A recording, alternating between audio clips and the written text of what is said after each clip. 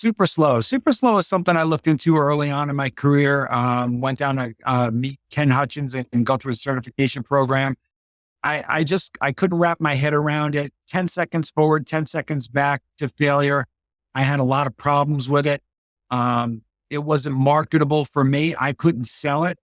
I couldn't teach it effectively. And I really had a hard time. To make SuperSlow effective, you had to really reduce the weights. I like the more aggressive approach. I like the Arthur Jones approach. Arthur really made an impact on me. Arthur was no nonsense. He wanted you to work hard. I like the way he simplified things. That's something that just really resonated with me. So with Arthur, it was just, you need to control the weight. That's it. Period. End of story. Is there an exact speed to that? No. Just control the weight and you won't get injured. If you look at a Mike Mentzer protocol, so Mike Mentzer's rep range is 4 to 6. He was 4 to 6 or 1 to 3.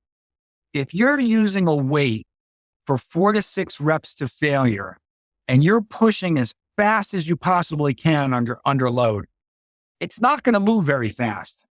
You can't move a weight quickly that's 4 to 6 reps to failure. You just can't. It's going to be a 2 to 4 second positive and negative. And it's going to get slower as you go, even though you're trying to increase your speed.